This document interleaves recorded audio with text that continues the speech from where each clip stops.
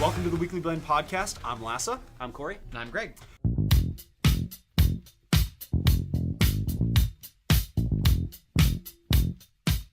Now, Greg, you checked out Final Fantasy 13. Yes. So none of us have played it, and I'm not a huge Final Fantasy fan, but however, I have been very interested in this game, not for me to play, but to hear your thoughts on it. So, well, I'll start with, if you are a Final Fantasy fan, I truly do believe this is saving grace for number 12, because most Final Fantasy fans were not super excited about 12, or at least there was some things they didn't like about it. Moving from a turn-based battle system to a fully real-time control everything battle system was a huge jump that Square did with this, and I hated it personally. This game, I was nervous about 13 coming out with the battle system because of what I'd heard, that it was going to be very fast-paced in action, and I was very nervous about it. After playing it, it is phenomenal. It is probably my favorite battle system, without nostalgia, my favorite battle system in any of the Final Fantasies, because what you're doing is you control your one main character, which changes depending on I'll say you control your party leader, which changes depending on the situation you're in. So you get to control what they do, but you have like an action bar, which certain moves take certain bricks on your action bar or whatever. So you get to command how many of those you do. And on top of that, you have what's called a paradigm system, and you shift into different classes for each person, which has different moves based on which paradigm you're in at the moment. So at one moment you could be a commando who's very melee based, or you can change your Ravager, which is casting based, or a Sentinel who's like a tank basically. So you have like 5 or 6 different classes you can be, which is really cool and plays so much into your strategy on how, and there really is a lot of strategy on how to beat battles. Well, and I've heard like for bosses, like they'll have armor on, and so you'll have to have a certain combination of classes to take down that armor, and then like for 30 seconds after you take down that armor, their weak spot will be exposed. You have to change all your classes and attack the weak spot. Very and then close, go but not back. What it is. Not armor, and every single, and not there's just bosses. There's different stages of each boss that you have to have different strategies for. What it is it's called a shutter gauge. Oh, okay. You have to get shutter. You have to get them past a certain point, which is their breaking point, to get them to be basically in a shuttered state to where you can hit them. It's not armor, but everybody has it. Bosses are just significantly harder to do it with. And each one, you have what's Libra, which Libra is, you can see what their weaknesses are or whatever. That's what it is. So everyone starts with that, and you can do that to kind of get a guess on what they're weak against. Gives you information on the battle, which is amazing, because anytime you're targeting, you can push R1 to pull that up and see what all it is. It sounds very convoluted. Like, if you've never played Final Fantasy before and you were to jump in on this, would you be like, yes, because they explain it? No, you wouldn't be, because they explain how everything works. As long as you read through the tutorials they take you through, you won't have a problem. Yeah, well, it's just like the text pops up on screen and read the like not 2 like lines. Manuals. It's not reading manuals. Just read the 2 lines that pop up. But the thing is that they spread it out so slow. Like, you do this, they only give you so much at the beginning, and you master that, and then they add another piece to the battle. The way they spread out how they teach you how to do the battle system is amazing. I'm still learning stuff now, because, in every Final Fantasy game, there's summons. Yeah. You don't get summons till significantly later in when you've mastered battle, and then you understand they add another piece. They just keep adding it at a really good rate, I thought. Now, let me ask you this, because there's 2 of the biggest criticisms I've heard. One is storyline. Most people are like, it's a Japanese RPG. What more can you say? It's not going to be like... So I'm not going to like it. I like it. I like Japanese RPGs. I like the teehees and the ha-has and... Yes, we know. Crazy, I know. But, so it's not like... Compared to Heavy Rain, you can't, because that's an orange, this is an apple. It's just like...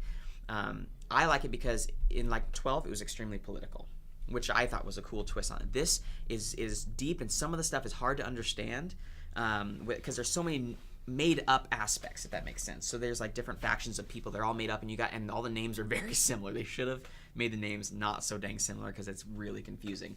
The one thing I do enjoy is every time you turn on the game and you load in, it gives you information on exactly where you're at in the game and tells you exactly what's going on. Not only that, every single event that happens in the game, you can go back to your journal and you can read through everything. And it always tells you that, though.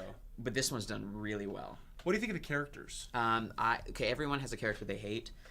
Most people pick Vanille because, like, sometimes she has an accent, sometimes she doesn't, or they pick Hope, who's this little goofy little kid who's bent on revenge and the teehee Japanese. Right, that's basically what she is. I personally can't stand Saz. He's the black guy. Has nothing to do with he's black.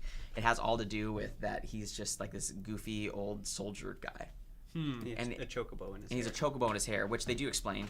I'm sure it makes total sense. It doesn't make sense at all. I mean, well, it makes sense why he has it. It's just like, Why would you put a chocobo in your hair? yeah, well, it just hangs out there. But Well, that makes sense. somebody was comparing him to Danny Glover and saying, I'm too old for this because he's an older guy. But I just find him as probably the most annoying character out of all of them, and I don't really like to play. So where him. does this Final Fantasy fall on your rank of Final Fantasies? Overall. I haven't finished it yet, so I can't.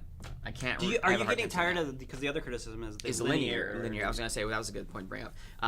The thing I felt, and so far I'm still in this category, is yes, it is linear, and normally I'd be upset with that because I do miss towns, but they do so many other things that make up for the linearity of it. So like I don't notice that it's a linear game because I'm so enveloped in everything else that's happening, and I'm always going for something else. You almost don't realize it at first, but the farther you get in the game, then you realize, okay, I don't get to explore any towns. All shops are based on save points. You don't get any Jill or Gil or whatever you want to call it, which sucks for me because I want to get more. Most of what you do is you're finding components to upgrade your weapons, but you don't find money. You don't get money from battles. Excuse me. You only get it from treasure chests. Which are floating spheres, which is kind of cool looking. But yeah, So it's a pretty game. it's a beautiful game.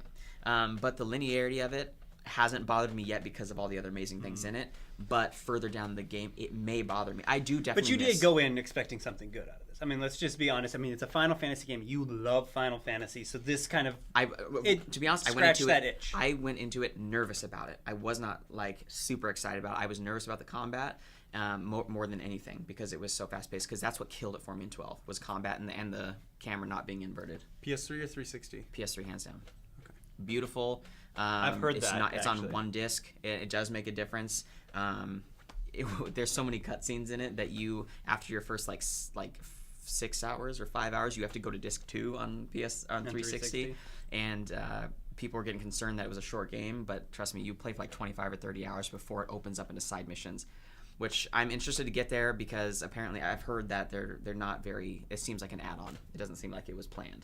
So I'm nervous about that. But once we get there, I guess I'll be able to tell. But So Greg recommends Final Fantasy I 13 highly to Final Fantasy for fans. Final Fantasy fans, I highly recommend it. If Corey, if you want to try a Final Fantasy, this would probably be the one I would recommend because of the battle system is so superb. It's not as real time. It's Or- but you're gonna be you cannot fall asleep in these battles. Period. You cannot fall asleep because you're constantly trying to build up these gauges and change your paradigms and all this stuff. So if I were to recommend one to a non-Final I'm Fantasy obviously very interested in this. well, you should be interested because you're a Final Fantasy fan, but Doesn't interest me at all. I've got Anyway. Final Fantasy 12 killed Final Fantasy for me. that's why I'm saying this is the saving grace for 12, so I wouldn't rule it out. Maybe I'll borrow it from you.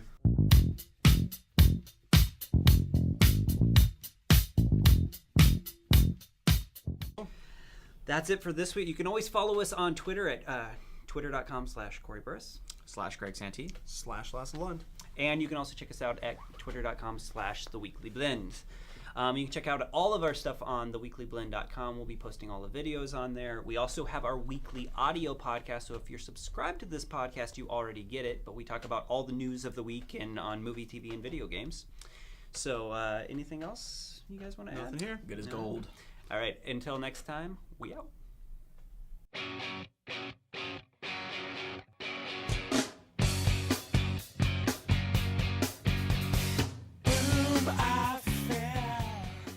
And